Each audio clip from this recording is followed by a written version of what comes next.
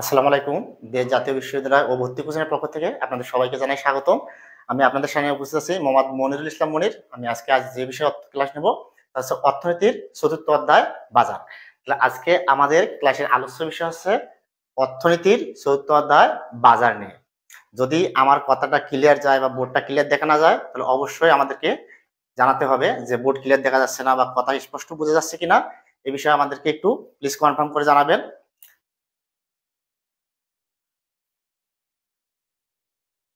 সবাই একটু প্লিজ যারা যারা জয়েন হয়েছেন একটু জানাবেন যে কথা শোনা যাচ্ছে কিনা।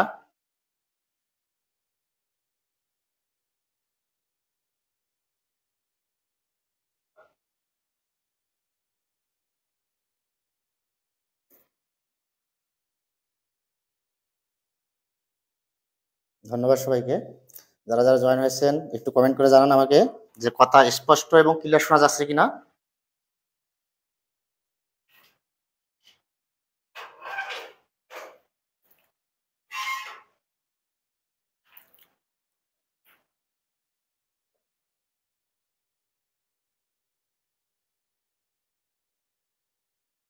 ধন্যবাদ সবাইকে।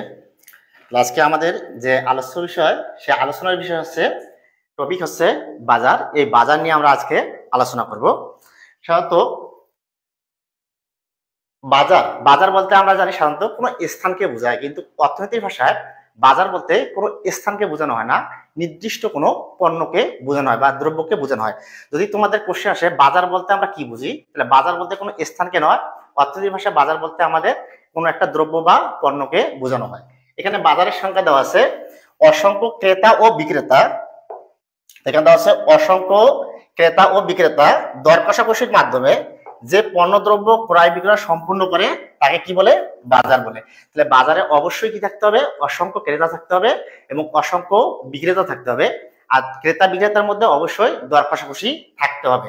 তাহলে বাজার বলতে আমরা কাকে বোঝানো হচ্ছে, কোন একটা দ্রব্যকে বোঝানো হচ্ছে, স্থানকে নয়। সবসময় মনে রাখবা যে বাজার বলতে শুধুমাত্র দ্রব্যকে বোঝানো হয়। যেমন আমরা অনেকে বলি যে আমবাড়ির বাজার বা আমতলির বাজার, সাধারণত এটা বাজার না। বাজার হচ্ছে কোন একটা দ্রব্য বা পণ্য যেগুলো সাধারণত আমরা বাসা থেকে বাজার থেকে ক্রয় করে নিয়ে আসি বা কোথা থেকে ক্রয় করে নিয়ে আসতেছি, সেটাই হচ্ছে আমাদের কি বাজার। এখানে বলা হচ্ছে বাজারের বৈশিষ্ট্য, এমসিকিউ দেওয়া থাকবে যে কোনটি বাজারের বৈশিষ্ট্যকে নির্দেশ করে। তাহলে বাজারের বৈশিষ্ট্য হচ্ছে প্রথমত বাজারে এক বা একাধিক দ্রব্য থাকতে হবে। তাহলে ফার্স্ট যে বৈশিষ্ট্য হচ্ছে বাজারে এক বা একাধিক কি থাকতে হবে, দ্রব্য থাকতে হবে, মানে পণ্য থাকতে হবে এক বা একাধিক। এখানে বলা হচ্ছে সেকেন্ড অসংখ্য ক্রেতা ও বিক্রেতা থাকতে হবে। শুধু দ্রব্য থাকলে হবে না, বাজারের মধ্যে অসংখ্য ক্রেতা ও বিক্রেতাও থাকতে হবে। এটা হচ্ছে বাজারের বৈশিষ্ট্য। এবং ক্রেতা বিক্রেতার মধ্যে অবশ্যই দর কষাকষি থাকতে হবে। যদি দর কষাকষি না থাকে তাকে বাজার বলা যাবে না। তাহলে এখানে বৈশিষ্ট্যগুলোর মধ্যে আছে এক বা একাধিক দ্রব্য থাকতে হবে, অসংখ্য ক্রেতা এবং অসংখ্য থাকতে হবে, বিক্রেতা থাকতে হবে। ক্রেতা বিক্রেতার মধ্যে অবশ্যই দর কষাকষি থাকতে হবে। তাহলে আমাদের এমসিকিউ থাকবে যে কোনটি বাজারের বৈশিষ্ট্য। তাহলে আমরা এই কয়েকটা জিনিসের মধ্যে দেখবো, যেখানে এক বা একাধিক দ্রব্য আছে, যদি এটা থাকে এটা রাইট অ্যান্সার।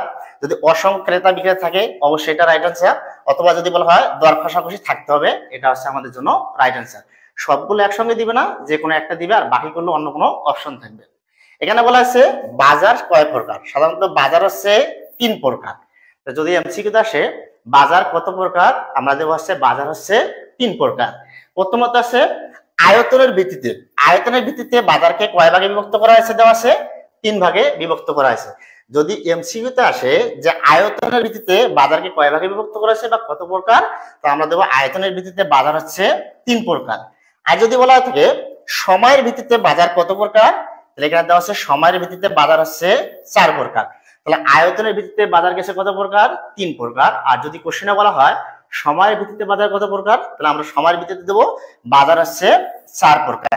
আর যদি কোশ্চেনে বলে যে প্রতিযোগিতার ভিত্তিতে বাজার কত প্রকার, প্রতিযোগিতার ভিত্তিতে বাজার হচ্ছে 2 প্রকার। তাহলে আবারও বলতেছি এমসিকিউতে দেওয়া থাকবে যে বাজার কত প্রকার, তাহলে আমরা দেবো বাজার হচ্ছে 3 প্রকার। যদি আয়তনের কথাটা উল্লেখ থাকে যে আয়তনের ভিত্তিতে বাজার কত প্রকার, তাহলে এখানে দিতে হবে আয়তনের ভিত্তিতে হচ্ছে বাজার 3 প্রকার।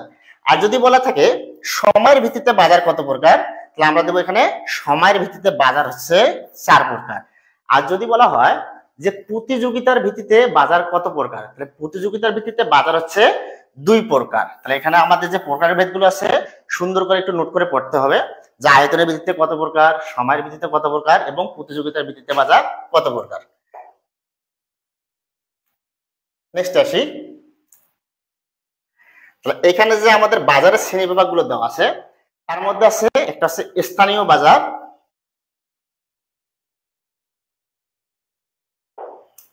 এখানে যে বাজারগুলো দেওয়া আছে তার মধ্যে একটা আমরা আলোচনা করবো হচ্ছে স্থানীয় বাজার। যে সকল পণ্য সাধারণত লোকালয়ে ক্রয় বিক্রয় হয়, যদি উল্লেখ থাকে কোশ্চেনে যে সকল পণ্যদ্রব্য লোকালয়ে ক্রয় বিক্রয় হয় ওই সকল পণ্যের বাজারকে কি বলে। যে সকল পণ্যদ্রব্য এখানে দেওয়া আছে লোকালয়ে ক্রয় বিক্রয় সম্পূর্ণ হয় ওই সকল পণ্যের বাজারকে কি বলে, ওই সকল পণ্যের বাজারকে স্থানীয় পণ্যের বাজার বলে। যে পণ্যগুলো আমরা লোকালয়ে ক্রয় বিক্রয় সম্পূর্ণ করব এই সকল পণ্যের বাজারগুলোর নাম হচ্ছে আমাদের কোন ধরনের বাজার, স্থানীয় বাজার। তাহলে তোমাদের অপশনে দেওয়া থাকবে যে সকল পণ্যদ্রব্য লোকালয়ে ক্রয় বিক্রয় করা হয় ওই সকল পণ্যের বাজারে কি বলা আছে, স্থানীয় বাজার। তোমাদের কাছে যেহেতু ক্লাসটা আমি নিচ্ছি এখানে সবাই বন্ধুদেরকে মেনশন দিয়ে দিবা যে এখন লাইভ ক্লাস চলতেছে, ইকোনমিক্সে চলতে হবে বাজার, সবাই একটু প্লিজ শেয়ার করার চেষ্টা করবা। আর যদি কোনো কোশ্চেন থাকে তাহলে তোমরা কোশ্চেন করতে পারো যে আমরা এখানে বুঝতেছি না বা কোন জায়গা থেকে বেশি করে কোশ্চেন আসতে পারে, এই জিনিসগুলো এখানে রিপিট করা হবে। তোমরা দ্রুত একটু বন্ধুদেরকে জানিয়ে দাও যে এখন অর্থনীতির লাইভ ক্লাস হচ্ছে দেশ জাতীয় বিশ্ববিদ্যালয়ের পক্ষ থেকে, তোমরা সবাইকে একটু জানিয়ে দিবা যে ক্লাসটা এখন লাইভ চলতেছে। আর পারলে তোমরা একটা বেশি বেশি করে শেয়ার করবা এবং কমেন্ট করবা এখানে যে এই জিনিসটা বুঝতেছি না বা এটা আমার কথা বলতে সমস্যা বা কথা প্রবলেম, এই ধরনের জিনিসগুলো তোমরা এখানে কমেন্ট করে জানাতে পারো। এখন আসি স্থানীয় বাজার বলছিলাম, তাহলে যে সকল পণ্যদ্রব্য কোথায় ক্রয় বিক্রয় সম্পূর্ণ হবে, লোকালয়ে ক্রয় বিক্রয় সম্পূর্ণ হবে। তাহলে যেগুলো এলাকার আশেপাশে বা লোকালয়ে ক্রয় বিক্রয় সম্পূর্ণ হয় এই সকল পণ্যের বাজারকে বলা হচ্ছে স্থানীয় পণ্যের বাজার। আর লোকালয়ের জায়গায় যদি আঞ্চলিক কথাটা থাকে, আঞ্চলিক মানে অঞ্চল ভেদে, তাহলে যে সকল পণ্য অঞ্চলে ক্রয় বিক্রয় হয় বা আঞ্চলিক এলাকায় ক্রয় বিক্রয় হয় ওই সকল পণ্যের বাজারে কি বলা হয়, আঞ্চলিক পণ্যের বাজার বলে। তাহলে এখানে বলা হয়েছে লোকালয় কথা থাকলে স্থানীয় পণ্যের বাজার দিতে হবে, আর যদি অঞ্চল কথাটা এখানে উল্লেখ থাকে তাহলে ওই সকল পণ্যের নাম দিতে হবে আঞ্চলিক পণ্যের বাজার। এখন আসি জাতীয় বাজার, তাহলে যে সকল পণ্যদ্রব্য দেশের সব জায়গায় ক্রয় বিক্রয় হবে, তাহলে আমাদের দেশে যে সকল পণ্যদ্রব্য সব জায়গায় ক্রয় বিক্রয় সম্পূর্ণ হয় ওই সকল পণ্যের বাজারকে বলা হচ্ছে জাতীয় পণ্যের বাজার। যেগুলো পণ্য আমরা দেশের সব জায়গার সাথে ক্রয় বিক্রয় করে থাকি ওই সকল পণ্যের বাজারের নাম হচ্ছে আমাদের জাতীয় পণ্যের বাজার। যেমন বলা হচ্ছে মোটা চাল, মোটা চাল, এই মোটা চালটা দেশের সব জায়গায় পাওয়া যায়। তোমাদের এমসিকিউতে আসতে পারে মোটা চাল কোন ধরনের পণ্যের বাজার, তাহলে আমরা দেব মোটা চাল হচ্ছে আমাদের জাতীয় পণ্যের বাজার। যদি এরকম থাকে যে ওষুধ কোন ধরনের পণ্যের বাজার, তাহলে এখানে আসতে পারে চালের পরিবর্তে ওষুধ, তাহলে এখানে দিতে আছে ওষুধ, ওষুধ কোন ধরনের পণ্যের বাজার, তাহলে ওষুধটা দেখা যাচ্ছে দেশের সব জায়গায় পাওয়া যায়, গ্রামে পাওয়া যাচ্ছে, শহরে পাওয়া যায়, দেশের সব জায়গায় পাওয়া যায়, তাই এটার নাম দিতে হবে আমাদের কোন ধরনের বাজার, জাতীয় পণ্যের বাজার। তাহলে মোটামুটি যে পণ্যগুলো দেশের সব জায়গায় ক্রয় বিক্রয় হবে এই সকল পণ্যের বাজারটার নাম হচ্ছে আমাদের জাতীয় পণ্যের বাজার। তারপর আসি এখানে দেওয়া হচ্ছে আন্তর্জাতিক পণ্যের বাজার, যে সকল পণ্য দেশ ও দেশের বাইরে ক্রয় বিক্রয় সম্পন্ন হবে, দেশের মধ্যে ক্রয় বিক্রয় হবে পাশাপাশি দেশের বাইরে ক্রয় বিক্রয় সম্পন্ন হবে ওই সকল পণ্যের বাজারের নাম হচ্ছে আন্তর্জাতিক পণ্যের বাজার। এখানে সংজ্ঞা না দেওয়া থাকতে পারে, বিভিন্ন পণ্যের নাম দিতে পারে, যেমন এখানে বলতে পারে স্বর্ণ কোন ধরনের পণ্যের বাজার, তাহলে স্বর্ণটা আমার দেশেও ক্রয় বিক্রয় হয় দেশের বাইরেও ক্রয় বিক্রয় হয়, তাহলে এটার নাম দিতে হবে আন্তর্জাতিক পণ্যের বাজার স্বর্ণ। তারপর আসতে পারে পোশাক, পোশাক পোশাক সাধারণত আমরা বাইরের দেশে বিক্রয় করি, তাহলে আমার দেশের পণ্যটা দেশেও বিক্রি করা হচ্ছে বাইরের দেশেও বিক্রি করা হচ্ছে, তাহলে এখানে পোশাক কোন ধরনের পণ্যের বাজার বলবো আমরা আন্তর্জাতিক পণ্যের বাজার। উদাহরণে যদি বলা হয় কোনটি আন্তর্জাতিক পণ্যের বাজার, তাহলে আমার যদি স্বর্ণ দেওয়া থাকে স্বর্ণ দেব, আর যদি পোশাক দেওয়া থাকে এখানে কি দিতে হবে, পোশাক দিতে হবে। তাহলে এগুলো দেশ এবং দেশের বাইরে কি করা আছে, ক্রয় বিক্রয় করা আছে, তাই এই সকল পণ্যের নাম হচ্ছে আমাদের আন্তর্জাতিক পণ্যের বাজার। এখন এখানে কিছু উদাহরণ দেওয়া আছে স্থানীয় পণ্যের বাজারের উদাহরণগুলো দেওয়া আছে। দেখো এখানে যে মাছ, দুধ, শাকসবজি, পচনশীল দ্রব্য, এই সকল পণ্য সাধারণত স্থানীয় বাজার পণ্য হিসেবে গণ্য করা হয়। মানে যে পণ্যগুলো আমাদের দ্রুত নষ্ট হয়ে যায় বা তাড়াতাড়ি নষ্ট হয়ে যাবে এই সকল পণ্যের বাজারগুলোর নাম হচ্ছে স্থানীয় পণ্যের বাজার। যেমন মাছ দ্রুত পচনশীল দ্রব্য, দ্রুত নষ্ট হয়ে যায়, দুধও দ্রুত যদি আমরা রিফ্রিজার বা ফ্রিজে না রাখি দ্রুত নষ্ট হয়ে যাবে। শাকসবজি এটা নষ্ট হয়ে যায়, দীর্ঘদিন রাখা যাবে না। একটা হচ্ছে পচনশীল দ্রব্য, এগুলো সাধারণত লোকালয়ে ক্রয় বিক্রয় হয়, তাই এই সকল পণ্যের বাজারের নাম হচ্ছে আমাদের স্থানীয় পণ্যের বাজার। তাহলে এই উদাহরণগুলো পরীক্ষা আসবে যে মাছ কোন পণ্যের বাজার, স্থানীয় পণ্যের বাজার, অথবা আসতে পারে দুধ কোন পণ্যের বাজারে অন্তর্ভুক্ত, স্থানীয় বাজার, অথবা আছে শাকসবজি বা পচনশীল দ্রব্যগুলো কোন বাজারের অন্তর্ভুক্ত। তাহলে আমাদের অ্যান্সার দিতে হবে এখানে স্থানীয় বাজারের পণ্য। তারপর আসি উদাহরণ দিলাম যে মোটা চাল, পোশাক, বিভিন্ন প্রকার প্রসাধনী, আমরা যে বিভিন্ন প্রকার কসমেটিক গুলো ইউজ করি, এই সকল পণ্য কোন বাজারের অন্তর্ভুক্ত। তাহলে যখন বলছিলাম যে মোটা চাল, তারপর ওষুধ, তারপর এখানে দেওয়া আছে প্রসাধনী, এগুলো হচ্ছে আমাদের জাতীয় বাজারের অন্তর্ভুক্ত। এখন কথা হচ্ছে পোশাক যদি আসে পরীক্ষায়, যে পোশাকটা আন্তর্জাতিকও আছে জাতীয় আছে, তাহলে এখানে উল্লেখ করে দেওয়া থাকবে যে যখন আমরা পরীক্ষা আসবে ইলিশ মাছ কোন পণ্যের বাজারের অন্তর্ভুক্ত, তাহলে উদাহরণ দিতে হবে আন্তর্জাতিক বাজারের পণ্যের অন্তর্ভুক্ত, বা অপশনে যেটা থাকবে ইলিশ মাছ থাকলে ইলিশ মাছ, আর চিংড়ি মাছ থাকলে আমাদের চিংড়ি মাছ দিতে হবে, যে এই জিনিসগুলো হচ্ছে আন্তর্জাতিক বাজারের পণ্য। তাহলে এখানে মাছ, দুধ, শাকসবজি সাধারণত এগুলো আমাদের অঞ্চলে বা এলাকায় লোকালয়ে ক্রয় বিক্রয় হয়, তাই এগুলোর নাম এখানে বলে দেওয়া হয়েছে কি স্থানীয় বাজারের পণ্য। তাহলে পরীক্ষায় যদি উদাহরণগুলো দেওয়া থাকে একটু ভেবে চিন্তে আমাদেরকে অবশ্যই ডাক দিতে হবে। এখানে কোনো প্রকার হেজিটেশন করা যাবে না বা টেনশন করা যাবে না, এই নিয়মেই তোমরা শুধু পড়ে যাবা যে যেগুলো লোকালয়ে ক্রয় বিক্রয় হচ্ছে এগুলো হচ্ছে স্থানীয় বাজারের পণ্য, যেগুলো দেশের সব জায়গায় ক্রয় বিক্রয় হচ্ছে এটা হচ্ছে জাতীয় বাজারের পণ্য, আর যেটা দেশ এবং দেশের বাইরে ক্রয় বিক্রয় হবে এর নাম হচ্ছে আমাদের আন্তর্জাতিক বাজারের পণ্য।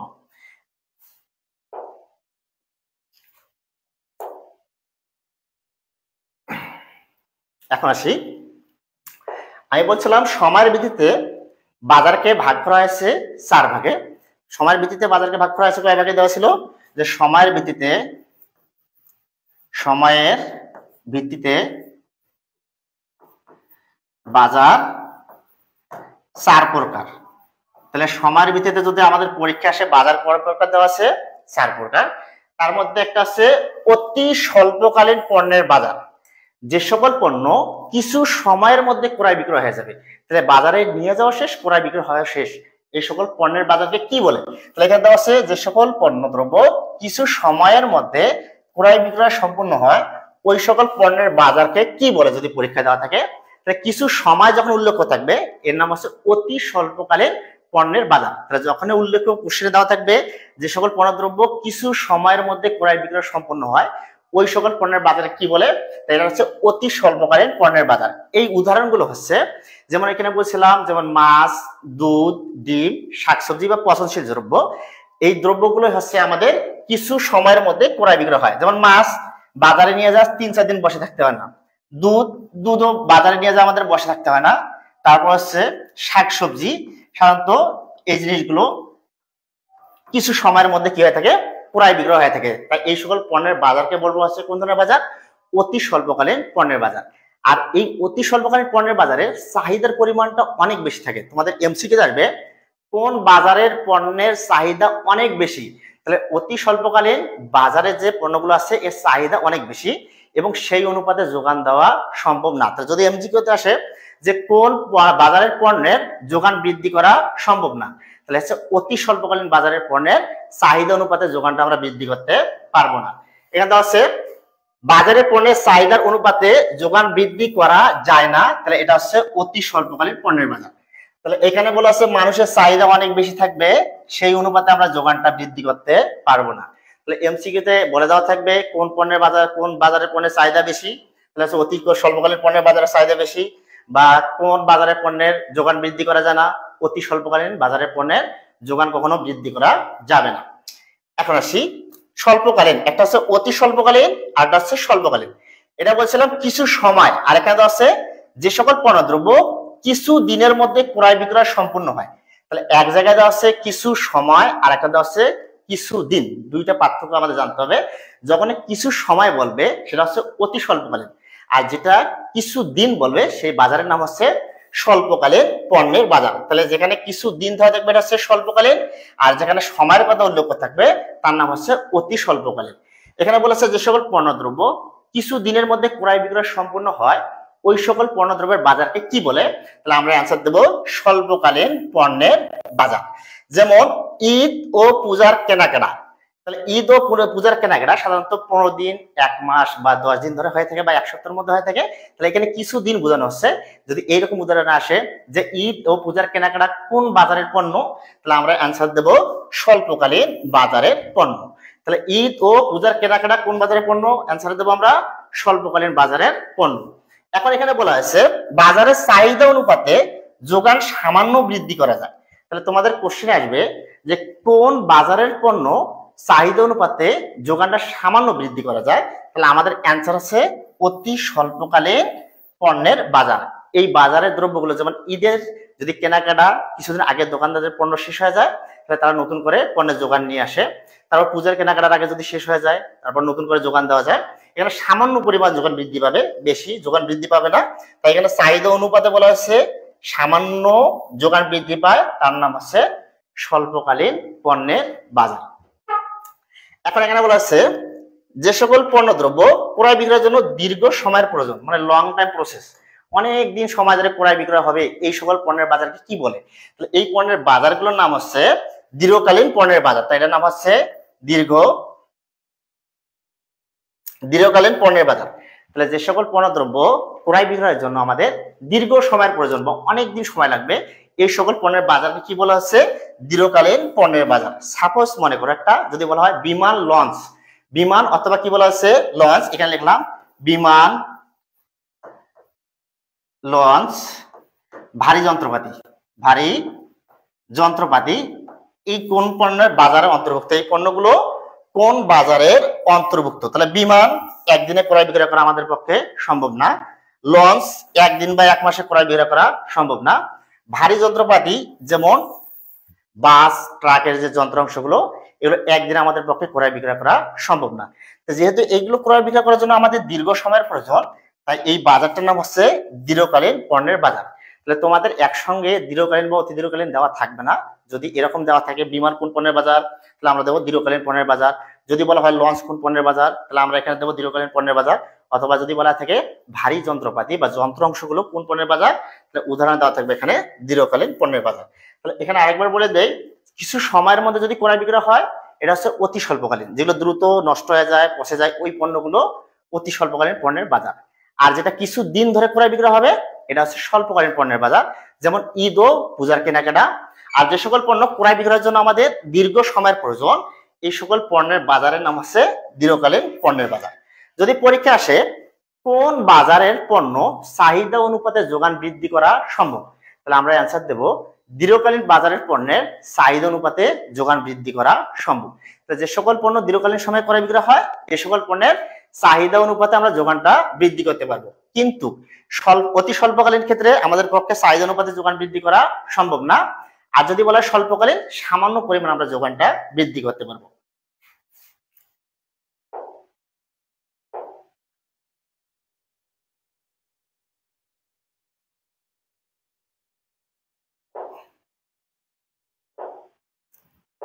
গুড।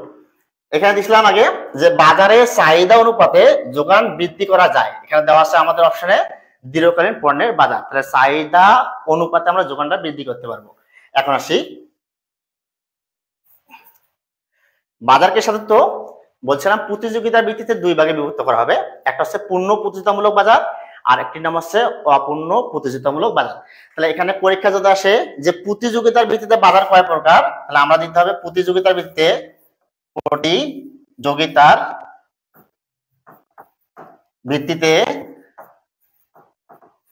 বাজার 2 প্রকার। তাহলে পরীক্ষা যদি আসে প্রতিযোগিতার ভিত্তিতে বাজার কয় প্রকার, তাহলে প্রতিযোগিতার ভিত্তিতে হচ্ছে বাজার হচ্ছে 2 প্রকার। এটার নাম বলে রাখি, একটা হচ্ছে পূর্ণ প্রতিযোগিতামূলক বাজার, আর এটার নাম হচ্ছে অপূর্ণ প্রতিযোগিতামূলক বাজার। এখন আমরা কিভাবে বুঝবো কোন বাজারটা পূর্ণ প্রতিযোগিতামূলক বাজার আর কোন বাজারটা অপূর্ণ প্রতিযোগিতামূলক বাজার? যদি পরীক্ষা এরকম দেওয়া থাকে যে বাজারে অসংখ্য, এখানে কথা দেওয়া আছে অসংখ্য ক্রেতা ও বিক্রেতা থাকে, তাহলে যে বাজারে অসংখ্য ক্রেতাও থাকবে এবং অসংখ্য বিক্রেতাও থাকবে, ক্রেতাগণ দ্রব্যের দাম সম্পর্কে আগে থেকেই জ্ঞাত থাকবে। তাহলে দ্রব্যের দাম সম্পর্কে আমরা আগে থেকেই জ্ঞাত থাকবো বা জানা থাকবো, ওই সকল পণ্যের বাজারকে বলা হচ্ছে পূর্ণ প্রতিযোগিতামূলক বাজার। তাহলে যে দ্রব্যের অসংখ্য ক্রেতাও আছে এবং অসংখ্য বিক্রেতা থাকবে, আর যারা ক্রেতা আছে দ্রব্যের দাম সম্পর্কে আগে থেকে জ্ঞাত বা জানা থাকবে, এই সকল পণ্যের বাজার হচ্ছে আমাদের পূর্ণ প্রতিযোগিতামূলক বাজার। যদি পরীক্ষায় আসে এরকম যে কলম কোন পণ্যের বাজার, তাহলে কলম একটা কলমের দাম 6 টাকা বা 5 টাকা, আমরা আগে থেকেই জানি। যে বলা হয় যদি সাবান কোন পণ্যের বাজার, তাহলে সাবানের দামটাও আমরাও জানি, যে আগে থেকে আমাদের দামগুলো জানা আছে। এই ধরনের পণ্যের বাজারের নাম হচ্ছে আমাদের পূর্ণ প্রতিযোগিতামূলক বাজার। তো এই পণ্যগুলোর অসংখ্য ক্রেতাও আছে, অসংখ্য বিক্রেতা আছে, বিভিন্ন কলম কোম্পানি আছে, বিভিন্ন সাবান কোম্পানিও আছে। তো যে জিনিসটার দামটা আমরা আগে থেকে জানবো বা বাসা থেকে জানি, এই উদাহরণগুলো হচ্ছে আমাদের পূর্ণ প্রতিযোগিতামূলক বাজার। এখন বলা হয়েছে কোন বাজারে দ্রব্যের দাম স্থির, মানে স্থির থাকে, দ্রব্যের দাম সহজে বৃদ্ধি পায় না।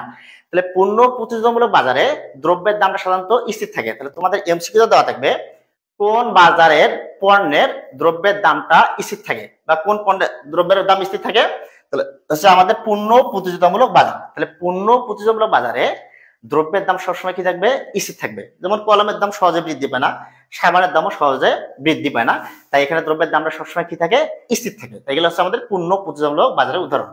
এখন বলা আছে কোন বাজারে বিক্রেতা সহজে প্রবেশ করতে পারে, এখানে নাটা হবে না, তাহলে সে কোন বাজারে বিক্রেতা সহজে প্রবেশ করতে পারে। তাহলে আমাদের অ্যান্সার হচ্ছে পূর্ণ প্রতিযোগিতামূলক বাজারে বিক্রেতা সহজে প্রবেশ করতে পারে। এখানে নাটা হবে না, নাটা একটু ক্রস করে দিবা সবাই, যারা যারা এখানে আসো লাইনে সবাই এখানে ক্রস করে দিবা। তাহলে এখানে আছে কোন বাজারে বিক্রেতা সহজে প্রবেশ করতে পারে, পূর্ণ প্রতিযোগিতামূলক বাজারে বিক্রেতা সহজে প্রবেশ করতে পারে।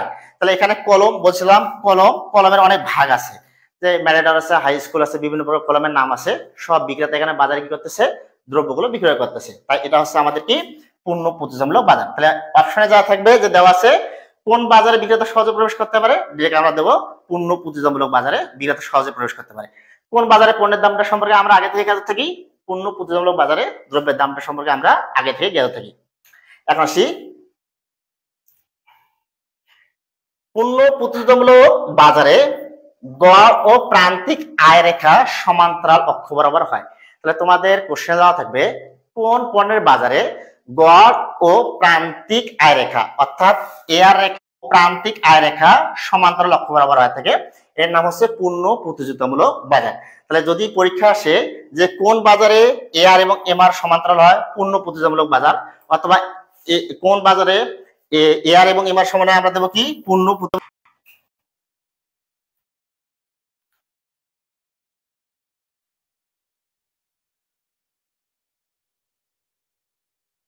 কথাগুলো বোঝা যাচ্ছে কিনা একটু জানা সবাই প্লিজ, যারা যারা লাইনে আছো একটু কমেন্ট করে জানিয়ে দাও।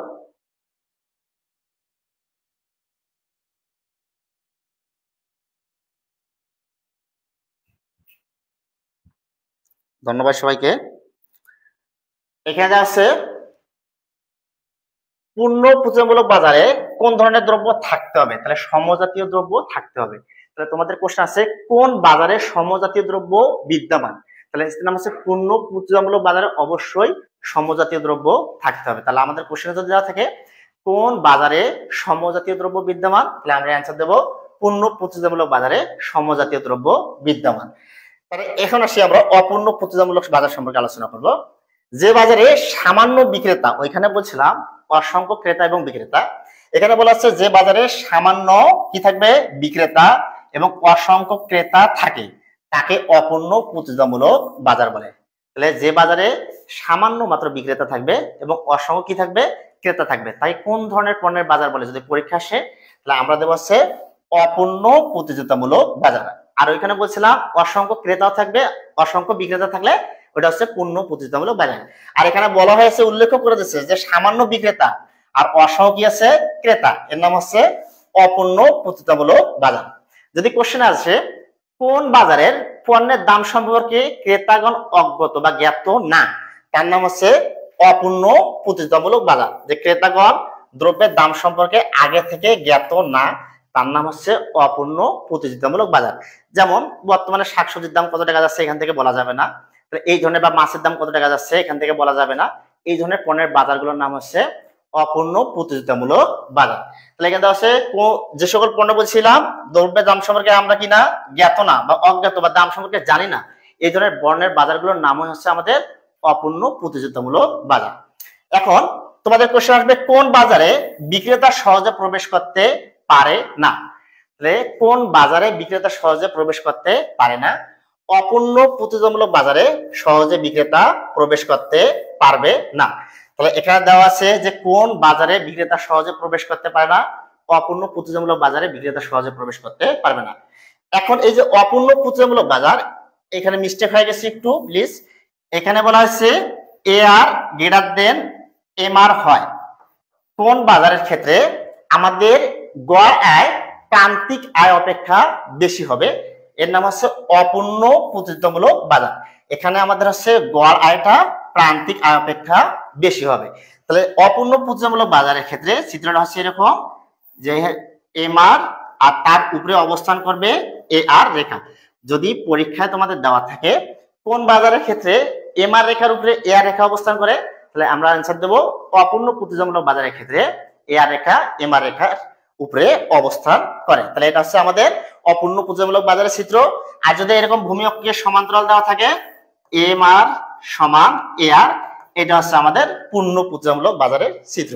তাহলে দুই ধরনের চিত্র দেওয়া আছে, এরকম চিত্র আসলে দেবো আমরা অপূর্ণ প্রতিযোগিতামূলক বাজার, আর যদি এইরকম চিত্র দেওয়া থাকে এটার নাম দিব আমরা হচ্ছে পূর্ণ প্রতিযোগিতামূলক বাজার। এই যে এখানে দেওয়া আছে এ আর রেখা, এখানে হচ্ছে এ আর রেখা, এ আর রেখা হবে, এটা অজ না গজ না। এখানে বলা আছে এম আর রেখা উপরে অবস্থান করে, একটু মিস্টেক হয়ে গেছে টাইপিং এ। তাহলে এখানে বলা হচ্ছে কোন বাজারের ক্ষেত্রে এ আর রেখা এম আর রেখার উপরে অবস্থান করে, এই দ্রব্যটার নাম হচ্ছে অপূর্ণ প্রতিযোগিতামূলক বাজারের পণ্য। এখন আমরা নেক্সটে যাই, দেখি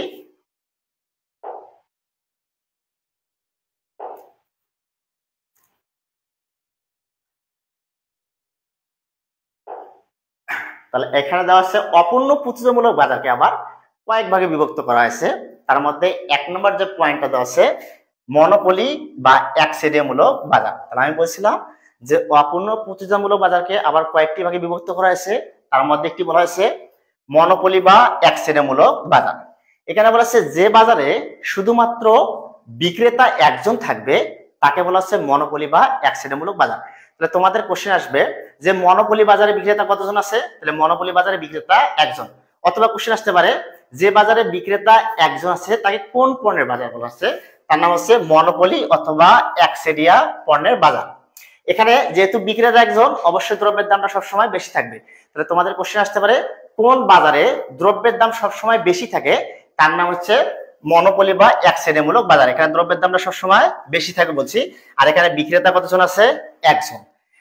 তারপর এখানে হচ্ছে যে বাজারে বিক্রেতা দুইজন এবং ক্রেতা অসংখ্য। তাহলে এক জায়গায় বলছি বিক্রেতা একজন, এবার বলা হচ্ছে বিক্রেতা দুইজন, তাকে কি বলে, তাকে হচ্ছে ডুওপলি বাজার বলে। তাহলে বিক্রেতা যদি দুইজন থাকে তার নাম হচ্ছে ডুওপলি বাজার।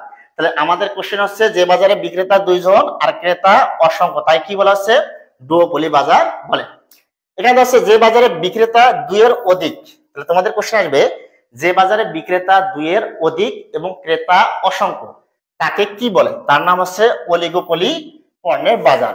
অথবা আসতে পারে অলিগোপলি পণ্যের বাজারে বিক্রেতা কতজন থাকে, তাহলে বিক্রেতা হচ্ছে দুইয়ের অধিক। অথবা আসতে পারে ডুওপলি বাজার বিক্রেতা কজন, ডুওপলি বাজারে দুইজন। আর যদি বলা হয় মনোপলি বাজারে বিক্রেতা কজন, মনোপলি বাজারে বিক্রেতা হচ্ছে একজন। যেখানে আমরা দুই দেখবো ডুও মানে হচ্ছে দুইজন বিক্রেতা। আর যদি বলা হয় যেখানে হচ্ছে পলি থাকবে মনোপলি, মনো মানে হচ্ছে একজন বিক্রেতা। আর যে বাজারে দুইয়ের অধিক থাকবে সেটার নাম হচ্ছে অলিগোপলি বাজার। এখানে হচ্ছে যে বাজারে ক্রেতা একজন বিক্রেতা অসংখ্য তাকে কি বলে, তাহলে এখানে বলছি আমি ক্রেতা মাত্র একজন থাকবে আর বিক্রেতা হচ্ছে অসংখ্য থাকবে, তাকে কোন ধরনের বাজার বলে, তাকে মানব শ্রেণী বাজার বলে। তাহলে এখানে বলা আছে মানব শ্রেণী বাজার। তাহলে যে বাজারে হচ্ছে ক্রেতা থাকবে একজন আর বিক্রেতা থাকবে অসংখ্য। সাপোজ উদাহরণে যাই আখ সেন্টার, অনেকে জানো আখ সেন্টার বা আমরা যে চিনি উৎপাদন করি সুগার মিলগুলো দেওয়া আছে, আখ সেন্টার কোন পণ্যের বাজার, এটার নাম হচ্ছে মানব শ্রেণী বাজার। এখানে ক্রেতা হচ্ছে একজন আর যারা আখ চাষী কৃষক আছে সবাই তার কাছে একটা কি করতেছে, বিক্রি করতেছে। তাহলে এই জন্য বলা হয়েছে যে বাজারে ক্রেতা কতজন আছে, একজন, এবং বিক্রেতা কত দেওয়া আছে, অসংখ্য। তাকে কোন পণ্যের বাজার বলবো আমরা, মানব শ্রেণীর বাজার বলবো। অথবা তোমাদের উদাহরণে আসবে এক সেন্টার কোন পণ্যের বাজার, তাহলে এটা হচ্ছে মানব শ্রেণী বাজারের পণ্য। এখন আসি ইটের ভাটা, এখানে আরো কিছু উদাহরণ দেওয়া আছে যে ইটের ভাটা কোন বাজারের পণ্য। তাহলে ইটের ভাটা, এই যে মনোপলি বলছিলাম, মনোপলিতে বলা হয়েছিল যে বাজারে কি থাকবে, একজন বিক্রেতা একজন। যদি এলাকায় ইটের ভাটা দেখবা যে একটি আছে, ইউনিয়ন বা এলাকার মধ্যে থাকে একটি ইটের ভাটা, তাহলে একজন মাত্র বিক্রেতা এখানে যখন থাকবে তার নাম হচ্ছে মনোপলি বাজার। যদি পরীক্ষা আসে ইটের ভাটা কোন বাজারের পণ্য, তাহলে আমরা দেবো হচ্ছে মনোপলি বাজার। এখানে তো আছে এক সেন্টার, আগে বলছিলাম মানব শ্রেণী। পলি পলি পলি মানে হচ্ছে বিক্রেতা, আর শ্রেণী মানে হচ্ছে ক্রেতা। মনে রাখবো সবসময় যদি পরীক্ষা আসে যে পলি মানে কি, পলি মানে হচ্ছে বিক্রেতা, তাহলে পলি মানে হচ্ছে বিক্রেতা। আর যদি বলা হয় শ্রেণী মানে হচ্ছে ক্রেতা। তাহলে যদি পলি কথা উল্লেখ থাকে, পলি এখানে দেওয়া আছে, পলি মানে হচ্ছে বিক্রেতা, আর শ্রেণী মানে কি বলা হচ্ছে, ক্রেতা। আর একটা দেওয়া আছে যে বাজারে ক্রেতা দুইজন, এখানে ক্রেতা এবার বলা হচ্ছে দুইজন, এর আগে বলা ছিল একজন, এবং বিক্রেতা অসংখ্য, তার নাম হচ্ছে ডুব শ্রেণী পণ্যের বাজার। যদি পরীক্ষা দেওয়া থাকে পাশাপাশি দুইটি আক সেন্টার কোন বাজারের অন্তর্ভুক্ত, তাহলে আমরা দেবো ডুব শ্রেণী। তাহলে এখানে দুইজন কি দেওয়া আছে, ক্রেতা, আর অসংখ্য কি বলা আছে, বিক্রেতা। অথবা দেখবা এলাকার মধ্যে ধান ও পাট ব্যবসায়ী একজন থাকে, যদি বলা হয় ধান ব্যবসায়ী একজন, এটার নাম হচ্ছে যে ক্রেতা একজন, যেহেতু ধান ব্যবসায়ী সে ধান একাই ক্রয় করতেছে কৃষকদের, এটা হচ্ছে ডুব শ্রেণী বা মানব শ্রেণী। যেখানে দুইজন থাকবে সেটা হচ্ছে ডুব শ্রেণী, আর যদি ক্রেতা একজন থাকে সেখানে দেবো আমরা মানব শ্রেণী। যদি দুজন পাশাপাশি ব্যবসায়ী থাকে সেটা হচ্ছে ডুব শ্রেণী, আর যদি একজন ক্রেতা থাকে পাশাপাশি সেটার নাম হচ্ছে আমাদের কি, মানব শ্রেণী। তো এখানে গেছে ইটের ভাটা আসলে মনোপলি, আক সেন্টার হচ্ছে মানব শ্রেণী, আর পলি মানে কি বলা হচ্ছে, বিক্রেতা, আর শ্রেণী মানে কি বলা হচ্ছে, ক্রেতা।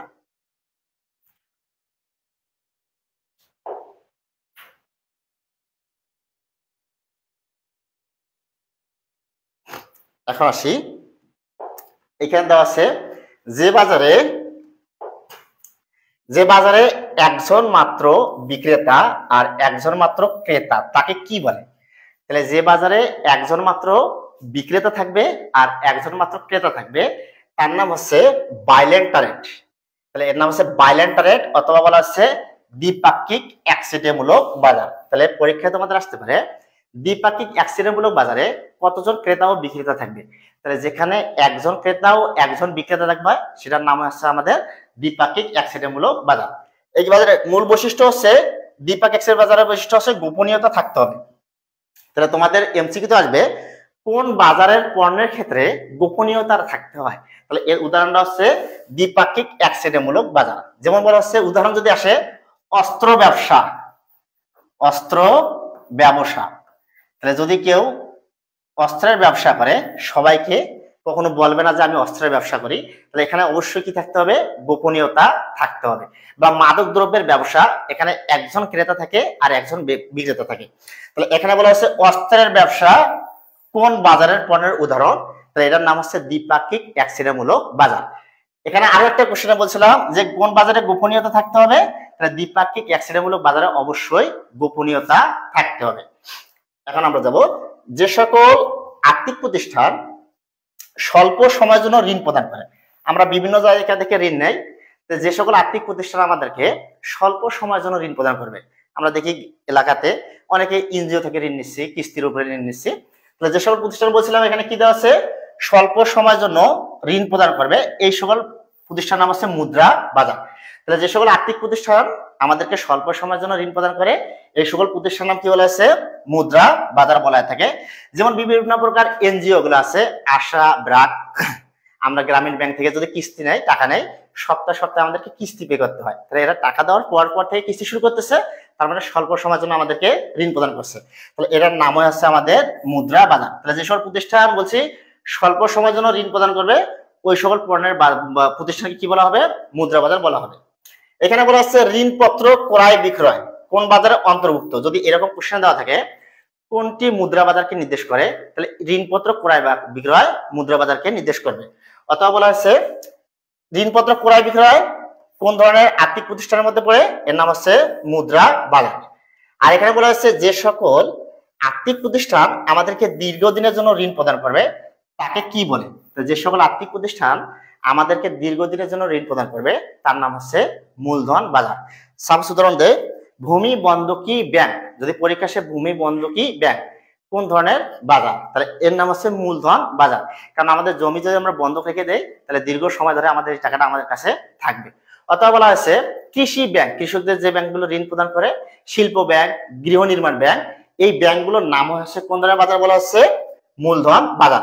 অথবা ভূমি বন্ধকি ব্যাংকের কথা বলছি শেয়ার ক্রয় বিক্রয়, আমরা একটা কোম্পানি দেবো শেয়ার ক্রয় বিক্রয় করবো, এখন এই শেয়ারটা কোন পণ্যের বাজার, এখানে বলা হচ্ছে মূলধন বাজার অন্তর্ভুক্ত। তাহলে যে এখানে বলা হচ্ছে শেয়ার, শেয়ার আসলে কোন ধরনের বাজার দেবো আমরা, মূলধন বাজার। তাহলে এখানে দেওয়া আছে উদাহরণগুলো দেখো, শেয়ার ক্রয় বিক্রয়, কৃষি ব্যাংক, ভূমি বন্ধকি ব্যাংক, তাহলে এর নাম আছে কোন ধরনের বাজার বলবো আমরা, মূলধন বাজার। এই আর্থিক প্রতিষ্ঠানগুলো আমাদেরকে দীর্ঘদিনের জন্য কি করে, ঋণ প্রদান করে। তাহলে এমসিকিউতে আসতে পারে কোনটি মূলধন বাজার, আমরা দেবো শেয়ার ক্রয় বিক্রয়, তাহলে শেয়ার ক্রয় বিক্রয়, কৃষি ব্যাংক থাকলে কৃষি ব্যাংক, ভূমি বন্ধকি ব্যাংক থাকলে ভূমি বন্ধকি ব্যাংক, আরো কিছু আছে বলছিলাম গৃহ নির্মাণ ব্যাংক, তাহলে আমাদের যে বাসা বাড়িগুলো নির্মাণ করে দেয় এই ব্যাংকটা হচ্ছে আমাদের হচ্ছে মূলধন বাজারের অন্তর্ভুক্ত। তারপর নেক্সটে যাই, বিস্তৃত বাজার, যে সকল পণ্যের চাহিদা যোগান অনেক বেশি থাকে। তাহলে এখানে বলা আছে যে সকল পণ্যের চাহিদা ও যোগানটা অনেক বেশি থাকবে ওই সকল পণ্যের বাজারকে কি বলে, ওই সকল পণ্যের বাজারের নাম হয়ে আসছে বিস্তৃত পণ্যের বাজার।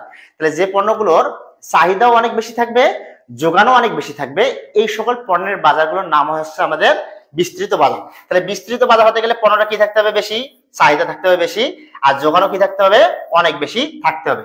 যদি চাহিদা ও যোগানটা অনেক বেশি না থাকে তাকে বিস্তৃত বাজার বলা যাবে না। এর কিছু বৈশিষ্ট্য আছে, বৈশিষ্ট্যগুলো বলি। এগুলো সহজে বহন করা যায়, তাহলে যে সকল পণ্যগুলো সহজে বহন করা যাবে ওই সকল পণ্যগুলোর বাজারটা হবে বিস্তৃত।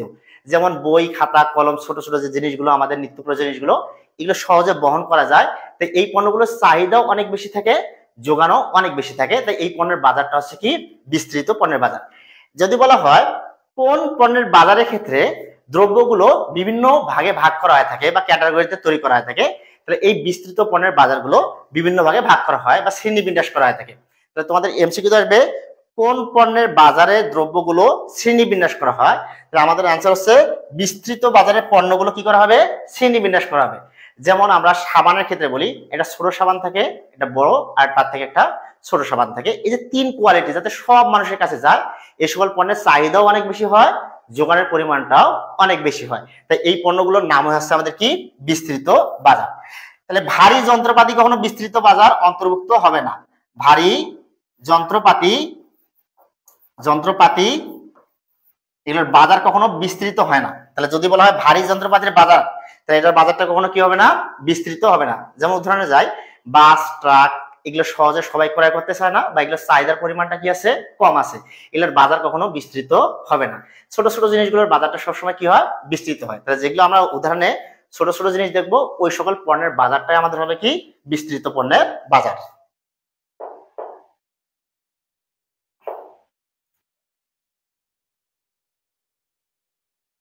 এখানে বিস্তৃত পণ্যের বাজারের বৈশিষ্ট্য দেওয়া আছে, পণ্যটি সহজে বহন করা যায়। আমি বলছিলাম পণ্যগুলো অবশ্যই কি করতে হবে, সহজে বহনীয় হতে হবে, যাতে ভারী না হয় বা ওজন বেশি না হয়। এই সকল পণ্যগুলো সহজে যে কোনো জায়গায় পাওয়া যায়, এই ধরনের পণ্যের বাজারটা হবে কি বিস্তৃত। এটা একটা হচ্ছে আমাদের পয়েন্ট। দ্বিতীয় পয়েন্ট হচ্ছে পণ্যগুলো কখনো ভারী হবে না। তাহলে এখানে বলা হচ্ছে সহজে বহন করা যায়, এটা হচ্ছে ভারী হবে না। এর চাহিদাও কি বলছিলাম, বেশি থাকতে হবে, চাহিদা বেশি, সাথে সাথে যোগানও কি থাকতে হবে, যোগান বেশি। শুধু যে চাহিদা আছে যোগান নাই তাকে বিস্তৃত পণ্যের বাজার বলা যাবে না।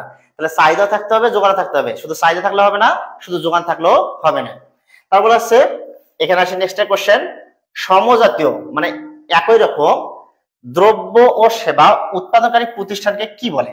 তাহলে যখন কোন প্রতিষ্ঠান একই রকম শুধুমাত্র দ্রব্য তৈরি করবে বা সমজাতীয় দ্রব্য তৈরি করবে, এই ধরনের প্রতিষ্ঠানকে ফার্ম বলে। তাহলে যারা সমজাতীয় দ্রব্য উৎপাদন করবে বা একই রকম দ্রব্য উৎপাদন করবে, এই সকল প্রতিষ্ঠানে কি বলা আছে, ফার্ম বলা আছে। এখানে ভিন্ন কোনো কোয়ালিটির পণ্য উৎপাদন করা হবে না। যদি আমরা একটা গরুর ফার্ম দেখি, সেখানে শুধুমাত্র গরু উৎপাদন করা হবে, তাই এর নাম লেখা আছে গরুর ফার্ম। বা ছাগলের ফার্ম, সেখানে শুধুমাত্র ছাগল উৎপাদন করা হয়, তাই নাম কি বলা আছে? ছাগলের ফার্ম। তাহলে এখানে বলা আছে সমজাতীয় দ্রব্য বা সেবা উৎপাদনকারী প্রতিষ্ঠানের কি বলা আছে? ফার্ম বলা হয় থাকে। ফার্ম, এখানে যদি পরীক্ষা দেওয়া আছে ফার্ম কয়টি প্লাটকে নির্দেশ করে বা কয়টি প্ল্যাটফর্মকে নির্দেশ করে, এখানে আছে একটি প্ল্যাটফর্মকে নির্দেশ করবে। তাহলে ফার্ম কয়টি প্ল্যাটফর্মকে নির্দেশ করে? একটি মাত্র প্ল্যাটফর্মকে নির্দেশ করবে। এখন হচ্ছে কতিপয় ফার্মের সমষ্টিকে যদি দেওয়া থাকে যে কতিপয় ফার্মের সমষ্টিকে কি বলে, তাহলে কতিপয় ফার্মের সমষ্টিকে বলা হচ্ছে শিল্প। যদি কোনো ব্যক্তির আন্ডারে কয়েকটা ফার্ম থাকে, তাহলে এই যে কতিপয় ফার্ম, এই সমষ্টিটার নাম হচ্ছে শিল্প বা তাকে শিল্পপতি বলা হয়ে থাকে। তাহলে যদি পরীক্ষা দেওয়া থাকে কতিপয় ফার্মের সমষ্টিকে আমরা কি বলবো? শিল্প বলবো। আর যদি একটি মাত্র প্ল্যাটফর্ম বা একটা দিক বিবেচনা করা হয়, তার নাম কি বলা আছে? ফার্ম। আর যখন একই সাথে অনেকগুলো আমাদের ফার্ম থাকবে, সেটার নাম হচ্ছে আমাদের কি? শিল্প। দ্রব্যের দাম কোথায় স্থির থাকে? এখানে বলে দেওয়া আছে দ্রব্যের দামটা কোথায় স্থির থাকে। তাহলে শিল্পে দ্রব্যের দাম সবসময় কি থাকবে? স্থির থাকবে। যেমন শিল্প পণ্যগুলোর দেখবা দ্রব্যের দামটা সবসময় স্থির, শিল্প পণ্যের দ্রব্যের দাম কখনো বেশি হয় না। আর এখানে বলছিলাম ফার্মের ক্ষেত্রে বলি, যেমন মুরগির ফার্ম, মুরগির ফার্ম, এই মুরগির ফার্মের ক্ষেত্রে এই মুরগির দামটা কখনো বৃদ্ধি পায়, আবার কখনো কি হয়? হ্রাস পায়। কিন্তু যে শিল্প পণ্যগুলো আছে, আমরা দৈনন্দিন জীবনে যে শিল্প পণ্যগুলো ইউজ করি, এর দাম সহজে বৃদ্ধি পায় না। তাই এই জন্য বলা হয়েছে যে দ্রব্যের দাম কোথায় স্থির থাকে, তাহলে শিল্প পণ্যের দ্রব্যের দামটা সবসময় কি থাকবে? স্থির থাকবে, দ্রব্যের দাম কখনো বৃদ্ধি পাবে না। আর যদি দ্রব্যের দামটা শিল্প পণ্যের বৃদ্ধি পায়, তাহলে চাহিদার পরিমাণটা হ্রাস পাবে।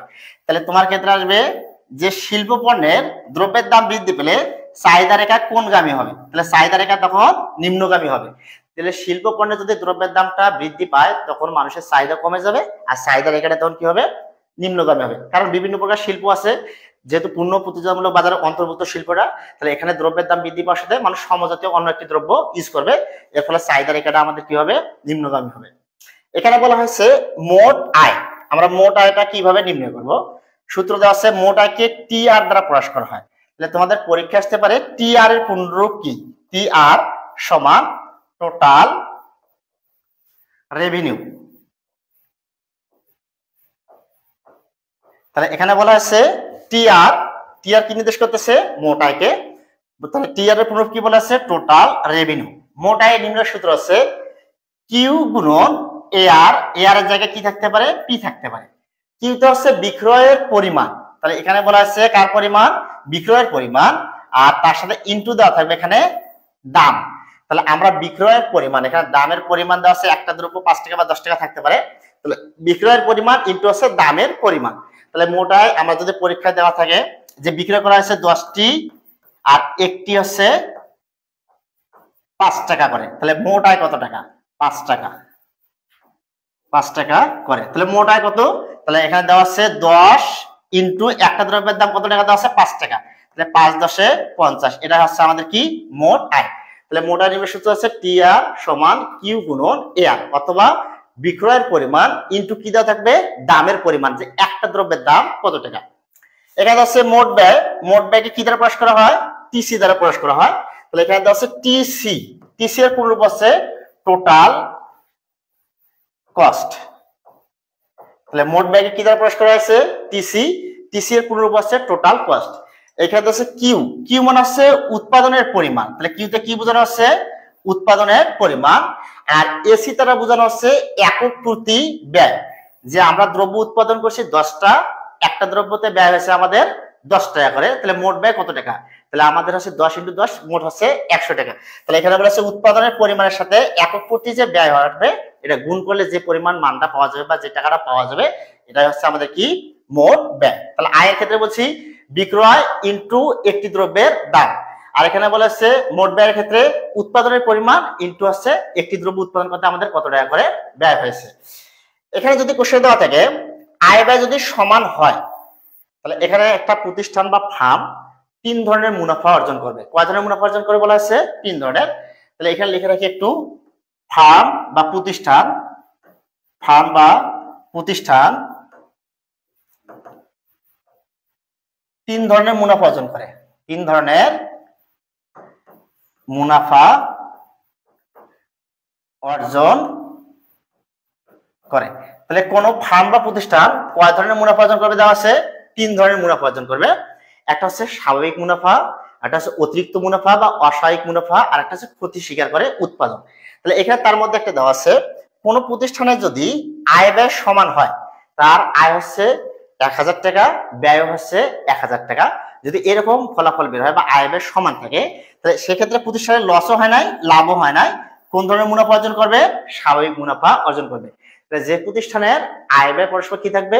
সমান থাকবে, এই প্রতিষ্ঠানটি কোন ধরনের মুনাফা অর্জন করবে? স্বাভাবিক মুনাফা অর্জন করবে। আরেকবার রিভাইজ করে যাই, আমরা রিভিশন দিয়ে নেই। তাহলে বিস্তৃত বাজারে পণ্যের কি বলা হচ্ছে? সহজে বহন করা যাবে, পণ্যটার চাহিদা বেশি থাকতে হবে, যোগানের পরিমাণও কি থাকতে হবে? বেশি থাকতে হবে। তাহলে ফার্মের ক্ষেত্রে বলা হচ্ছে কয়টা প্ল্যাটফর্মকে নির্দেশ করবে? ফার্ম শুধুমাত্র একটা প্ল্যাটফর্মকে নির্দেশ করবে, আর ফার্মের দামটা কখনো স্থির থাকে না।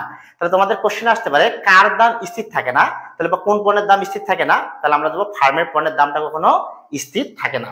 এখানে বলা হচ্ছে কতিপয় ফার্মের সমষ্টিকে কি বলে? যদি কোশ্চেন আসে, তাহলে কতিপয় ফার্মের সমষ্টিকে আমরা দেবো কি বলে? শিল্প বলে। যদি বলা হয় যে দ্রব্যের দাম কোথায় স্থির থাকে? শিল্পে দ্রব্যের দামটা কি থাকবে? স্থির থাকবে। আর যদি বলা হয় দাম বৃদ্ধির ফলে শিল্পের কি হয়? যে চাহিদা রেখাটা বাম দিক থেকে ডান দিকে কি হবে? নিম্নগামী হবে। মোট আর নিম্ন সূত্র বলছিলাম কি?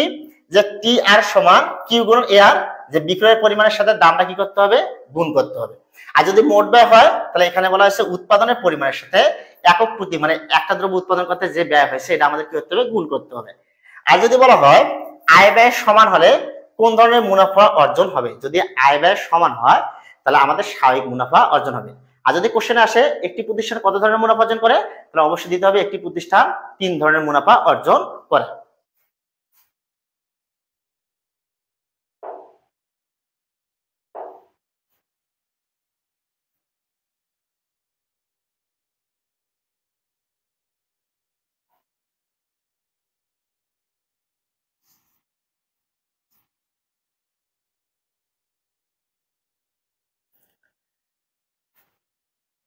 এখানে দেওয়া আছে মোট আয় থেকে মোট ব্যয় বাদ দিলে কি পাওয়া যায়? তাহলে মোট আয় থেকে যদি আমরা মোট ব্যয় বাদ দেই, তাহলে কি পাওয়া যাবে? তাহলে মোট আয় থেকে যদি আমরা মোট ব্যয়টা বাদ দেই, তাহলে আমাদের মুনাফার পরিমাণ বা ক্ষতির পরিমাণ নিম্ন হবে।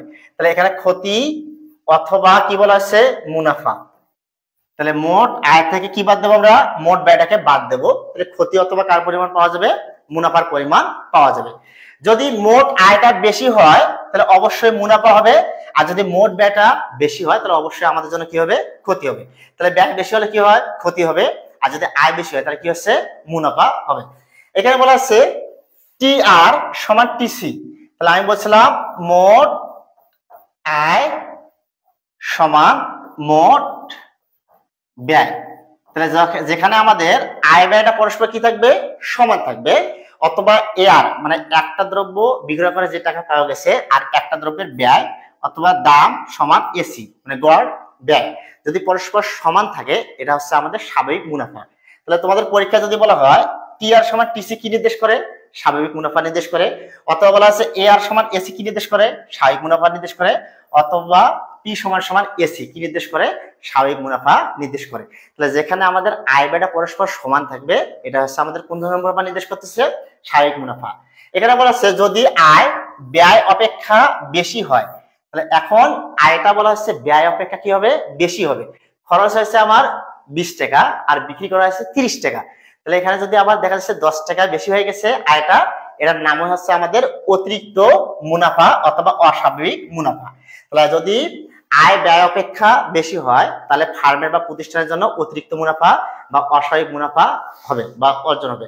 এখন এখানে বলা আছে যদি ব্যয় আয় অপেক্ষা বেশি হয়, তাহলে কি ধরনের মুনাফা হবে? তাহলে এখানে বলছি যদি ব্যয় আয় অপেক্ষা কি হয়? বেশি হয়। এবার ব্যয়টা আয় অপেক্ষা বেশি হয়েছে, তাহলে অবশ্যই প্রতিষ্ঠানের ক্ষতি হবে। তাহলে একটি প্রতিষ্ঠানের যদি ব্যয়টা বেশি হয় আয় অপেক্ষা, তখন ওই প্রতিষ্ঠানটি ক্ষতি স্বীকার করে অবশ্যই উৎপাদন করবে। তাহলে আমাদের অ্যান্সার দিতে হবে কি হবে? ক্ষতি হবে, বা ক্ষতি স্বীকার করে উৎপাদন করেছে। আরেকটা কোশ্চেন এখানে দেওয়া আছে টি আর টিসি। তাহলে এখানে আয় কার থেকে বেশি হবে? টিসির থেকে যদি বেশি হয়, এর নাম হচ্ছে অতিরিক্ত মুনাফা। তাহলে আয়টা আমাদের ব্যয় অপেক্ষা বেশি বা টিসি থেকে বেশি হলে কোন ধরনের মুনাফা হবে? অতিরিক্ত মুনাফা। অথবা একটা দ্রব্য বিক্রয় যদি একটা দ্রব্যের ব্যয় অপেক্ষা বেশি হয়, তার নাম হচ্ছে অতিরিক্ত মুনাফা হয়। আর যদি বলা হয় টিসি গ্রেটার দেন টি আর টিবিসি, এখানে বলা হচ্ছে টিসি হচ্ছে টোটাল কস্ট টোটাল কস্ট, আরেকটা বলা আছে টি আর সমান দেওয়া আছে টোটাল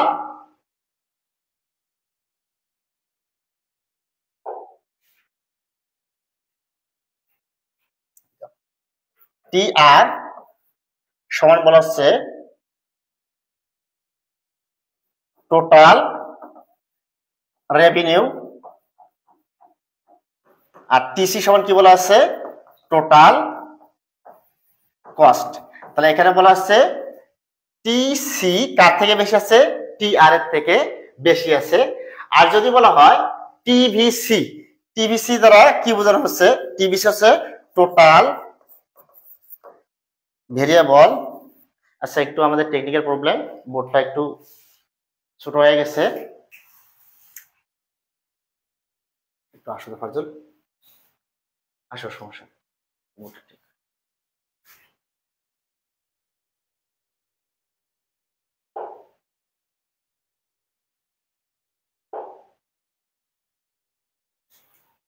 এখানে দেওয়া আছে যে টি আর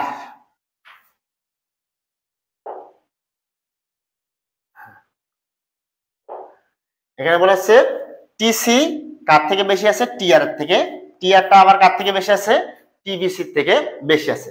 তাহলে টিসি দ্বারা বলা আছে মোট ব্যয়, মোট আয় অপেক্ষা কি হবে বেশি হবে, আর এখানে মোট আয় আবার মোট পরিবর্তনের ব্যয় অপেক্ষা বেশি হবে। যদি সূত্রের মধ্যে এই রকমের দেওয়া থাকে, এটা হচ্ছে আমাদের কি স্বীকার করে উৎপাদন করে, আমরা ক্ষতি স্বীকার করে উৎপাদন করব। তাহলে মোট ব্যয় মোট আয় অপেক্ষা কি আছে বেশি আছে, অথবা পরিবর্তনের ব্যয় অপেক্ষা বেশি আছে, এই ধরনের ক্ষেত্রে আমাদের কি হবে ক্ষতি স্বীকার করে উৎপাদন হবে। অথবা বলা আছে গড় ব্যয় গড় আয় অপেক্ষা কি আছে বেশি, আর এই গড় আয়টা আবার গড় পরিবর্তনশীল ব্যয় অপেক্ষা কি আছে বেশি আছে। যদি এই ধরনের সিচুয়েশন সৃষ্টি হয় তাহলে আমাদের ক্ষতি স্বীকার করে কি করবো, আমরা উৎপাদন করবো। এই ধরনের আমাদের দিতে হবে যে ক্ষতি স্বীকার করে উৎপাদন। আর যদি বলা হয় এসিপি বা এবিসি, এখানে এ আর এর থাকে কি থাকতে পারে, পিও থাকতে পারে। তাহলে এ আর এর জায়গায় আমাদের পি থাকতে পারে, পিতে হচ্ছে দাম বা একটা দ্রব্যের দাম বোঝানো হচ্ছে। যদি এই ধরনের হয়ে থাকে যে এসিটা সবসময় বেশি হয়ে থাকে, সেখানে হচ্ছে আমাদের ক্ষতি। যেখানে আমাদের আয় অপেক্ষা ব্যয়ের পরিমাণটা বেশি হবে, তখন আমার প্রতিষ্ঠানটা কি স্বীকার করে উৎপাদন করবে, ক্ষতি স্বীকার করে উৎপাদন করবে। এখন আসি পূর্ণ প্রতিযোগিতামূলক বাজার। তোমাদের আগে বলছিলাম যে পূর্ণ প্রতিযোগিতামূলক বাজারের বৈশিষ্ট্যগুলো হচ্ছে এখানে অসংখ্য ক্রেতা থাকতে হবে, অসংখ্য বিক্রেতা থাকবে, ক্রেতা বিক্রেতা দ্রব্যের দাম সম্পর্কে আগে থেকে জ্ঞাত থাকবে বা জানা থাকবে, এখানে সমজাতীয় পণ্য অনেকগুলো বিদ্যমান থাকবে। এই ধরনের প্রতিষ্ঠানটার নাম আছে আমাদের কি পূর্ণ প্রতিযোগিতামূলক বাজার। এখানে বলা হচ্ছে পূর্ণ প্রতিযোগিতামূলক বাজারের শর্ত কয়টি থাকতে হবে। তাহলে যদি এমসিকিউতে দেওয়া থাকে পূর্ণ প্রতিযোগিতামূলক বাজারের শর্ত কয়টি দেওয়া থাকে বা শর্ত কয়টি দিতে হবে, তাহলে এখানে দেওয়া আছে আমাদের দুইটি শর্ত থাকতে হবে। তাহলে পূর্ণ প্রতিযোগিতামূলক বাজারে কয়টি শর্ত থাকতে হবে, দুইটি শর্ত থাকতে হবে। আর যদি পরীক্ষা আসে অপূর্ণ প্রতিযোগিতামূলক বাজারের শর্ত কয়টি, তাহলে অপূর্ণ প্রতিযোগিতামূলক বাজারের শর্ত আছে দুইটি। শর্ত দুটার নাম একটু বলে রাখি, একটা হচ্ছে প্রয়োজনীয় শর্ত, একটা হচ্ছে পর্যাপ্ত শর্ত। যদি পরীক্ষা আসে যে এমসি রেখা এমআর রেখা পরস্পর সমান, এটা কোন ধরনের শর্ত, তাহলে এখানে বলা হচ্ছে এমসি রেখা আরটা বলা হচ্ছে এমআর রেখা পরস্পর পরস্পর সমান। তাহলে যদি বলা হয় এমসি রেখা এবং এমআর রেখা পরস্পর সমান, এটা হচ্ছে আমাদের প্রয়োজনীয় শর্ত। পূর্ণ প্রতিযোগিতামূলক বাজারে কোন ধরনের শর্ত হবে, প্রয়োজনীয় শর্ত। তাহলে নাম হচ্ছে প্রয়োজনীয় শর্ত। তাহলে এমসি রেখা এমআর রেখা যদি সমান থাকে তাহলে আমাদের দিতে হবে এটা কোন ধরনের শর্ত দেওয়া আছে, প্রয়োজনীয় শর্ত। তাহলে পূর্ণ প্রতিযোগিতামূলক বাজারের শর্ত কয়টি থাকতে হবে, দুইটি। অপূর্ণ প্রতিযোগিতামূলক বাজারে কয়টি শর্ত থাকতে হবে, দুইটি থাকতে হবে। এখানে তোমাদের আগে বলছিলাম যে একটা প্রতিষ্ঠান বা ফার্ম কয় ধরনের মুনাফা অর্জন করবে, বলছিলাম 3 ধরনের মুনাফা অর্জন করবে। সেই মুনাফাগুলো হচ্ছে স্বাভাবিক মুনাফা, আয় ব্যয় সমান হবে, অতিরিক্ত মুনাফা হলে আয়টা ব্যয় অপেক্ষা বেশি হবে, যার নাম হচ্ছে অস্বাভাবিক মুনাফা। আর যদি ক্ষতি স্বীকার করে উৎপাদন করে তাহলে এখানে ব্যয়টা আয় অপেক্ষা বেশি হবে, আর আয়টা আবার পরিবর্তনের ব্যয় অপেক্ষা বেশি হবে।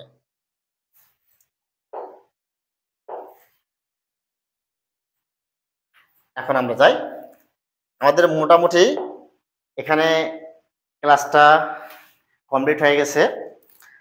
যদি কারোর সমস্যা থাকে কোনো জায়গায় টপিকস বুঝতে বা মনে হচ্ছে কথাগুলো স্পষ্ট বোঝা যাচ্ছে না, তোমরা একটু জানাবা আমাকে। আর এখন আমাদের যে এমসিকিউ গুলো আছে এগুলো আমরা সমাধান করব। যারা যারা লাইভে এখনো যুক্ত নেই বা বন্ধুদেরকে শেয়ার দিতে বলো, শেয়ার দাও। দিয়ে একটু লাইভে যুক্ত হতে বলো। তবে অ্যান্সারটা অবশ্যই আমাকে কমেন্ট করে জানাবা।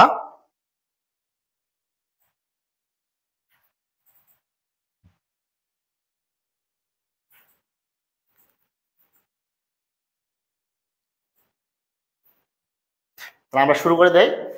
এখানে বলা আছে, সবাই অ্যান্সার দেওয়ার জন্য প্রস্তুত হয়ে যাও। অর্থনৈতিক সকল কর্মকাণ্ড কি কেন্দ্র করে পরিচালিত হয়? তাহলে আমাদের যে অর্থনৈতিক যে কর্মকাণ্ডগুলো আছে, এই অর্থনৈতিক কর্মকাণ্ডগুলো কাকে কেন্দ্র করে পরিচালিত হবে? যারা যারা পারবা একটু দ্রুত অ্যান্সারটা দিবা, আমি দেখবো এখানে কে কে অ্যান্সারটা দিতে পারতেছো।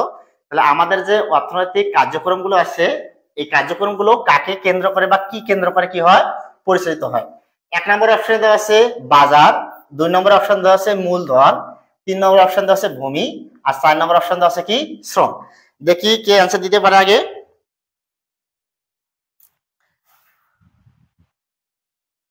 দ্রুত অ্যান্সার করে দিবা।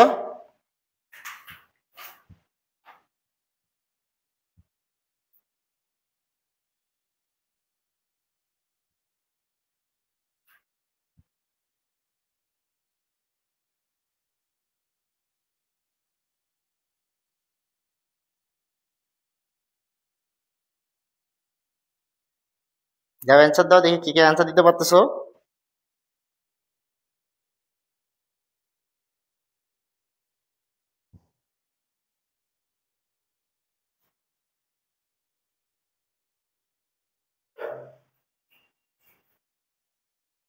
ধন্যবাদ সবাইকে। এখানে বলছি অর্থনৈতিক সকল কর্মকাণ্ডগুলো কি কেন্দ্র করে পরিচালিত হয়? এখানে আছে বাজার। তাহলে বাজারকে কেন্দ্র করে সকল ধরনের আমাদের অর্থনৈতিক কার্যাবলী কি হবে সম্পাদন হবে।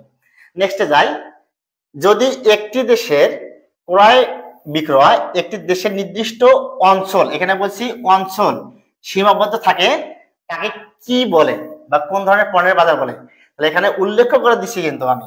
তাহলে একটি দেশের ক্রয় বিক্রয় পণ্যগুলো যদি ক্রয় বিক্রয় একটি নির্দিষ্ট দেশের অঞ্চলের মধ্যে সীমাবদ্ধ থাকে, তাকে কোন পণ্যের বাজার বলে? তবে একটু অ্যান্সার দিবা, যারা পারবা একটু দ্রুত অ্যান্সারটা দিয়ে দিবা। যে একটি অঞ্চলের কথা বলছিলাম, যে অঞ্চলের মধ্যে যদি সীমাবদ্ধ থাকে, তাহলে ওই পণ্যগুলোকে কোন পণ্যের বাজার অন্তর্ভুক্ত বলা হবে?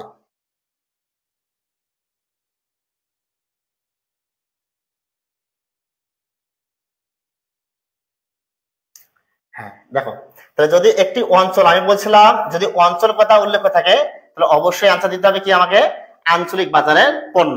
আর যদি লোকালয় কথাটা থাকতো তাহলে স্থানীয় বাজারের পণ্য। আর যদি দেশের সমগ্র দেশের কথা থাকতো তাহলে জাতীয় বাজারের পণ্য। আর যদি বলা হয় দেশ এবং দেশের বাইরে কথা উল্লেখ থাকতো তাহলে হচ্ছে আন্তর্জাতিক বাজারের পণ্য হতো। তারপর নেক্সটে যাই, কোনটি আন্তর্জাতিক বাজারের পণ্য? এখানে যে আমাদের অপশনগুলো দেওয়া আছে, দুধের বাজার, আসবাবপত্র, মাছের বাজার, আরটা বলা আছে পাটের বাজার বা বাংলাদেশের পাট। কোনটি আমাদের আন্তর্জাতিক বাজারের পণ্য? তাহলে এখানে দেওয়া আছে যে কোনটি আন্তর্জাতিক বাজারের পণ্য। একটু উদাহরণ দেওয়া আছে, কয়েকটা অপশন দেওয়া আছে, দ্রুত একটু দাও। কোন বাজারের পণ্যগুলো আছে আন্তর্জাতিক বাজারের পণ্য? দেখো কোন বাজারটা আন্তর্জাতিক বাজারের ক্ষেত্রে স্বীকৃতি লাভ করেছে। আন্তর্জাতিক বাজারের কথা বলছিলাম, দেশ ও দেশের বাইরে ক্রয় বিক্রয় হবে। তাহলে এখানে দেওয়া আছে দুধের বাজার, এখানে আছে আসবাবপত্র, আর আছে মাছের বাজার, একটা বলা আছে বাংলাদেশের পাট। সাধারণত আমরা জানি পাট আমরা আগে থেকে বাইরের দেশে রপ্তানি করি, এই পাটটার নাম হচ্ছে প্রচলিত রপ্তানি দ্রব্য বলা হয় থাকে। যেহেতু বাইরের দেশে আমরা বিক্রয় করে থাকি, তাহলে আমাদের অ্যান্সার আছে কি পাট। পাট আছে আন্তর্জাতিক বাজারের পণ্য। তাহলে পাট কোন ধরনের বাজারের পণ্য? আন্তর্জাতিক। আর যদি বলে কোন ধরনের দ্রব্য, তাহলে একবারে লিখে রাখি প্রচলিত রপ্তানি দ্রব্য। তাহলে দ্রব্যের কথা আসলে কোন দ্রব্য হবে? প্রচলিত রপ্তানি দ্রব্য। পাটটা আগে থেকে যেহেতু বাইরের দেশে বিক্রি করা হয়, তাই এর নাম হচ্ছে প্রচলিত রপ্তানি দ্রব্য। আর যদি কোন পণ্যের বাজার বলা থাকে, এর নাম হচ্ছে আন্তর্জাতিক পণ্যের বাজার। তারপর যাই, অতি স্বল্পকালীন বাজারের দাম কি দ্বারা নির্ধারিত হয়? তাহলে এখানে বলে দেওয়া আছে অতি স্বল্পকালীন বাজারের দাম মানে পণ্যগুলোর দাম কি দ্বারা নির্ধারণ করা হবে। তোমাদের অতি স্বল্পকালীন সময় বলছিলাম যে সকল পণ্য কিছু সময়ের মধ্যে ক্রয় বিক্রয় হয়। তাহলে যে সকল পণ্য দ্রব্য কিছু সময়ের মধ্যে কি হবে ক্রয় বিক্রয় হয়। আর এই সকল পণ্যের ক্ষেত্রে বলছিলাম যে চাহিদার পরিমাণটা বেশি থাকবে আর সেই অনুপাতে যোগান বৃদ্ধি করা সম্ভব না।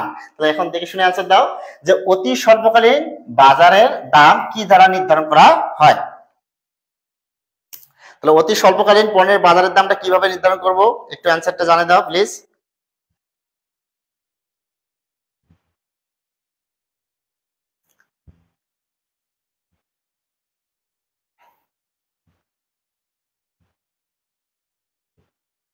ধন্যবাদ সবাইকে।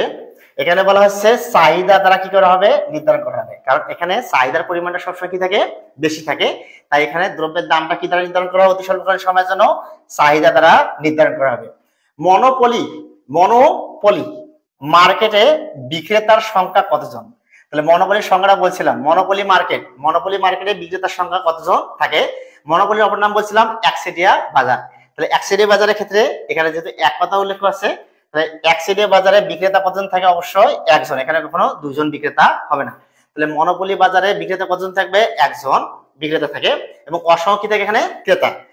অলিগোপলি বাজারের বৈশিষ্ট্য নয় কোনটি, এখানে বলা হচ্ছে অলিগোপলি বাজারের বৈশিষ্ট্য নয় কোনটি। তাহলে অলিগোপলি বাজারের আগে বলে রাখি দুইয়ের অধিক বিক্রেতা, এখানে বলা হচ্ছে দুইয়ের অধিক বিক্রেতা। তারা যারা অ্যান্সারটা পারবে এখন দেখে নাও। তাহলে বলা আছে অলিগোপলি বাজারের বৈশিষ্ট্য নয় কথা লিখে দেওয়া আছে, বৈশিষ্ট্য নয়। এখানে দেওয়া আছে প্রচুর গুরুত্ব আছে, চাহিদা রেখা অনিশ্চিত প্রকৃতির, সিদ্ধান্ত গ্রহণে পারস্পরিক নির্ভরশীলতা থাকবে, আর এখানে বলা আছে আরেকটা লাস্টে বলা আছে কি বহু সংখ্যক বিক্রেতা। তাহলে আমি বলছিলাম শুধুমাত্র এখানে দুইজনের অধিক থাকবে, এখানে অনেক বেশি বিক্রেতা থাকবে না। যেহেতু বহু সংখ্যক বিক্রেতা এখানে থাকে না, তাই এটাই হচ্ছে আমাদের অ্যান্সার যে বহু সংখ্যক বিক্রেতা এখানে বৈশিষ্ট্য নয়। তাহলে এখানে কখনো বহু সংখ্যক বিক্রেতা থাকে না। তাহলে মনোপলির ক্ষেত্রে আমাদের বিক্রেতা আছে একজন, আর যদি বলে অতি স্বল্পকালীন ক্ষেত্রে কি থাকবে, চাহিদার পরিমাণটা অনেক বেশি থাকবে, আর এই চাহিদা অনুপাতের দামটা কি করা হবে, নির্ধারণ করা হবে। নেক্সটে যাই। এখানে আছে মানব শ্রেণী বাজারে ক্রেতার সংখ্যা কতজন। কি বলা আছে, মানব শ্রেণী বাজারে ক্রেতার সংখ্যা কতজন। তাহলে এখানে তোমাদের একটু আগে বলছিলাম মানব শ্রেণী বাজার কাকে বলে, আরেকটা আছে মনোপলি। মনোপলিতে আছে বিক্রেতা একজন, আর মানব শ্রেণী মানে আছে ক্রেতা। তাহলে মানব শ্রেণী বাজারে ক্রেতা কতজন, এখানে দেওয়া আছে একজন, দুইজন, কয়েকজন, আর দেওয়া আছে কি অসংখ্য। দেখি অ্যান্সারটা কি আগে দিতে পারে।